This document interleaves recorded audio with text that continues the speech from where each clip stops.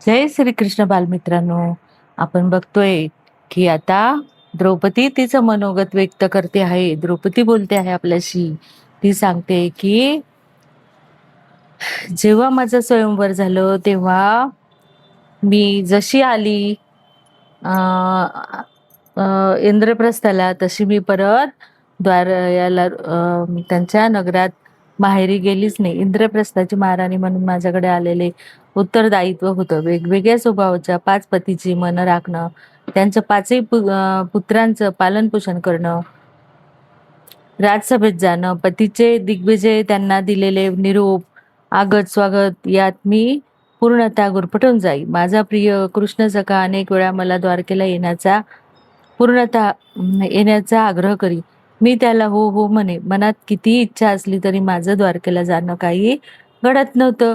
रुक्मिणी वहिनींनी त्यांनी सांभाळलेल्या 7ही भगिनींना एकदा तरी भेटावं असं वाटे.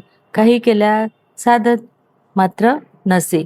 खंडवनात राजनगर इंद्रप्रस्थ उठविणाऱ्या कृष्णाच्या ज्या काही इंद्रप्रस्थवाऱ्या झाल्या त्याच आमच्या भेटी. मी रुक्मिणी वहिनींना प्रथम पाहिलं ते आमच्या राज्याभिषेकाच्या वेळी. त्यांच्या प्रथम दर्शनानंच तर मी दिपून गेले. खरोखरच त्या अप्रतिम सुंदर होत्या. सुबद्ध अंगलटीच्या होत्या. त्या माझ्यासारख्या काही सावळ्या नव्हत्या. होत्या कौकम गौर. आपल्या पहिल्याच भेटीतही त्या आपल्या उद्धव भाऊजीविषयी भरभरून बोलल्या. त्यांच्या व कृष्णाच्या बंधुभावाच्या कितीतरी गोष्टी अमाप उत्साहानं त्यांनी मला सांगितल्या. बलिराम दादांच्या अनेक गमती ऐकविल्या. बलराम दादाच्या गोष्टी ऐकताना मी एकसारखी का हसते आहे ते रुक्मिणी वहिनींना कळलं नाही. शेवटी न राहून त्यांनी विचारलं, द्रौपदी, तुला मी दादाची काही चेष्टा करते आहे असं तर वाटत नाही ना? त्यामुळे मी पटकन म्हणाले, तसं नाही वहिनी, आमच्याकडे आहे एक वान तुमच्या बलराम दादासारखा. त्यांचा शिष्य आहे तो. मग तर आम्ही दोघी खूप खदखदून असलो, म्हणजेच तो भीम. रुक्मिणी वहिनीशी गटका बोलताना मला पहिल्याच भेटीत तीव्रपणे जाणवलं की द्वारकेला एकदा तरी जायलाच पाहिजे. तिथल्या वसुदेव बाबा, देवकी, रोहिणी माता, रेवती ताई, कृष्णाच्या इतर सर्व स्त्रिया, आचार्य, सांदीपनी, गुरुपत्नी, यांचा पुत्र दत्त, यादवांचे दोन्ही सेनापती, गर्गमुनी, या सर्वांना एकदा तरी बघितलं पाहिजे. रुक्मिणी वहिनीच्या पहिल्याच भेटीत त्या आणखी एका स्त्रीबद्दल बोलल्या. ती होती कृष्णाची गोकुळातील सखी राधा. राधिका. कृष्ण तिला सखी कसं मानतो हे त्याच्या तोंडून ऐकताना मला जाणवलं की माझ्या कृष्णाची दुसरी सखी गोकुळाची राधिका ही मी कधीच पाहिलेली नाही. कशी असेल ती? कसं असेल तिचं गोकुळ? रुक्मिणी वहिनीच्या पहिल्या भेटीत नंतर माझा एक छंदच झाला. भेटेल तेव्हा कृष्णाला राधिकेविषयी नाना प्रकारचे विचारणं. तो केवढा चतुर होता. हसतच मला म्हणे, राधिका माझी सखी कशी हे माझ्या तोंडून ऐकण्यापेक्षा तूच जा कशी एकदा गोकुळाला, समक्ष भेट तिला. तुझ्या बुद्धी कौशल्यानं तुला हवं ते ते सर्व काढून घे तिच्याकडून. माझ्या जीवनातील 3 वळणं अत्यंत महत्वाची होती. माझं स्वयंवर, आणि त्या स्वयंवरामुळेच त्याला एका सर्वात मोठ्या शत्रूलाही तोंड द्यावं लागलं. तो म्हणजे स्वयंवराच्या वेळी आलेला अंगराज कर्ण. की तो जेव्हा धनुष्य त्याने उचललं तेव्हा हिने सांगितलं की मी सूतपुत्राशी लग्न करणार नाही. तो आणि अर्जुनाच्या बाणाचं, त्यामुळे संतप्त कर्णानं अर्जुनाच्या वधाची प्रतिज्ञा केली होती. तिचा मुलगा पण अर्जुनाचा मुलगा पण सुदामन अर्जुनाच्या बाणाने मारला गेला होता. आणि दुसरा कधीच वाढला नाही. खंडवनात इंद्रप्रस्थ उठविताना कृष्ण अनेक वेळा द्वारकेहून इंद्रप्रस्थात येऊन गेला. त्या प्रत्येक भेटीत तो माझ्या 5ही पतीपैकी एकट्या अर्जुनाशी सर्वाधिक बोलला. ते दोघे श्रीकृष्णाच्या गरुड ध्वजरथातून दूर यमुना किनारी जात. अशा प्रत्येक भेटीनंतर मला दिसलेला माझा पती अर्जुन अधिक निर्धारी व तेजवंत दिसला होता. कृष्ण तर एक प्रमुख यादवसह रुक्मिणी वहिनी व सुभद्रेला घेऊन दोन्ही बंधूसह आला होता. फार मोठ्या थाटामाटात साजरा झाला आमचा राज्याभिषेक. कितीतरी नरेशांनी भेट वस्तू, गायी, पुष्टसाण चपळ कुत्री, ब्रह्मवर्ताच्या खोऱ्यातील सकस गायी, नानाविधी प्राणी, तशाच हिमवनातील विविध वन औषधी, पंचानंदातील जुन्या मधाचे बुधले, मगदातील मध, अश्मगातील प्रतिष्ठांची तल्लम वस्त्रांची ठाणी, देशोदेशीचे कलाकुसरीचे सोन्या रुपयाचे अलंकार, नाना प्रकारची खग, गदा, शर, चाप, मुसल, चक्र, अग्निकंकण, शतग्नी, भ्रुशुंडी अशी नानाविधी शस्त्र. शक्ती केंद्र. आर्यवर्तात सशक्त अशी 3 शक्ती केंद्र होती. पहिलं द्वारका, दुसरं हस्तिनापूर आणि तिसरं इंद्रप्रस्थ. मला महर्षी व्यासांनी राज्याभिषेकाच्या वेळी दूरदृष्टीनं एक सूचना दिली होती. तू हस्तिनापूरची सून आहेस हे कधीही विसरू नकोस. मी ते विसरले होती. विसरण त्या सत्याला का असं पटणार समर्थन कधीच देता येत नाही. विसरणं म्हणजे ध्यानी न राहणं. अवधानानं घडत असली तरी ती चूकच. राजसूय यज्ञाच्या वेळी मयासुरानं उठविलेल्या मयसभेच्या कक्षात माझ्या हातून ती अक्षम्य चूक घडली. मनोमन झालेल्या पुढे मलाच न पटलेल्या सुप्त विचाराची आणि दुसरी ती काढलेल्या उद्गाराची. युवराज दुर्योधन मयसभेत प्रवेश केला. स्वयंवरानंतर मी अंगराजांना प्रथमच बघत होते. त्यांना बघताच माझ्या मनी एक अनावर विचार उसळला. माझ्या हिरणमयी नावाच्या सेविकेच्या कानात मी पुटपुटले. हिरणमयी या कवचकुंडलाचं पत्नीत्व दैवी आलं असतं तर किती कारंजी फुलली असती माझ्या जीवनाच्या उद्यानात. एवढ्यात दुर्योधनानं कुसरदार गालीच्या समजून पाऊल टाकलं. ते नेमकं मायावी रांगोळीच्या जलपृष्ठावर पडलं आणि तो धाडकन समोरच्या जलाशयात कोसळला.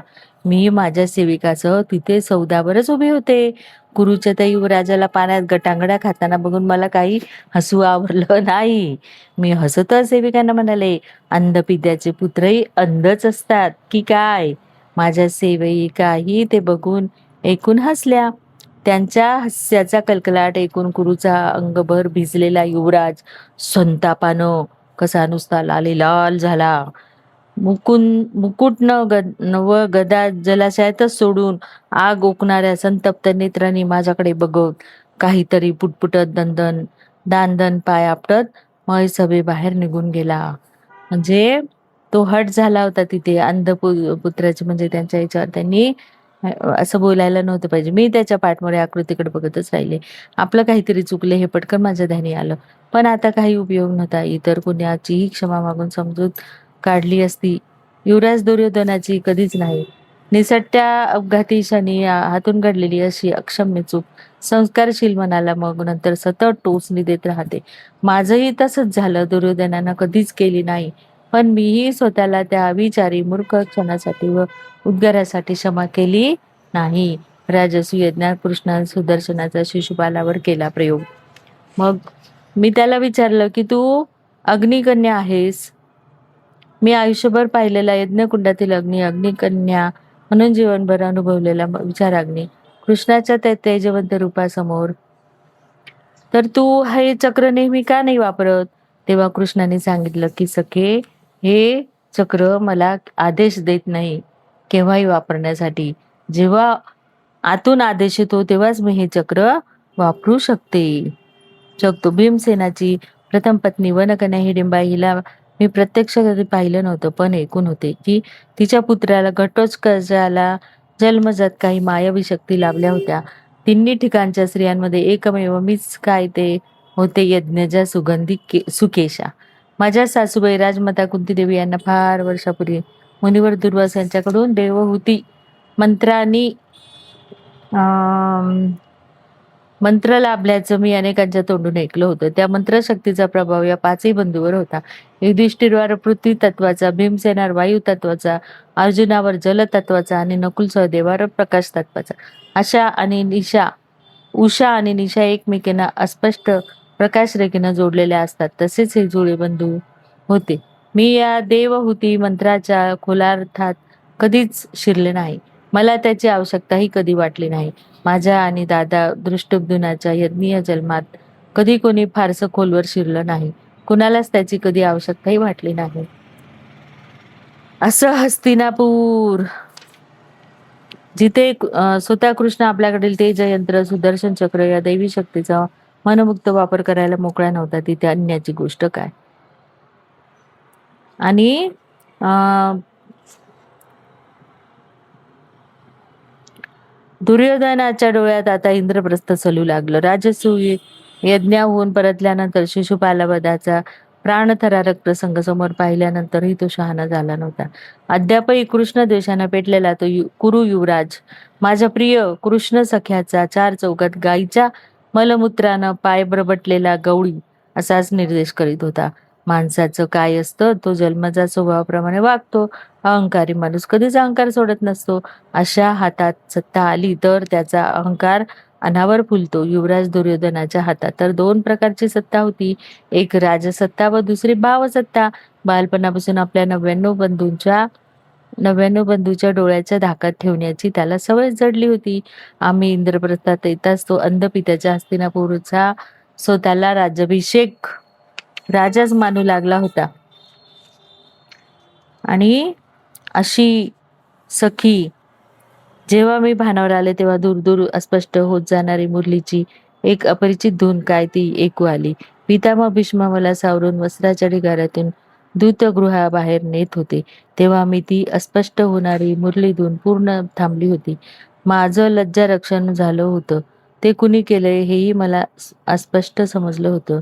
जेव्हा मी माझ्या कक्षात आले तेव्हा समोर राजमातेला कुंतीमातेंना बघून कशी जीव देठापासून बडबडून आले. धावत जाऊन त्यांच्या गळ्यात पडले. अनावर हमसू लागले. त्या इतर काहीच न बोलता माझ्या मुली शांत हो म्हणत माझ्या पाठीवर कितीतरी मायेनं बराच वेळ नुसता हात फिरवीत राहिल्या. तो स्पर्शही पुढे जीवनभर मी कधीच विसरू शकले नाही. ते माझ्या मुली हे शब्दही माझ्या अंतर्मनावर सदैव कोरलेले राहिले. त्यांचा तो स्पर्श होता थेट मोरपिसाच्या स्पर्शासारखा त्यांचे ते बोल होते.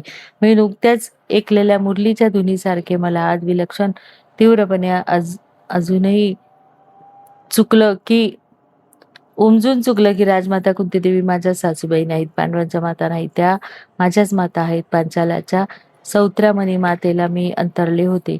ती जागा दृढ मनाच्या या अपार शोषिक कुलश्रीने भरून काढली होती. मला हरवलेली माझी माता त्या क्षणापासून पुनश्च मिळाली होती. अशी ही द्रौपदी आपल्याला सगळं सांगते. आता आपण ऐकू पुढच्या गोष्टी.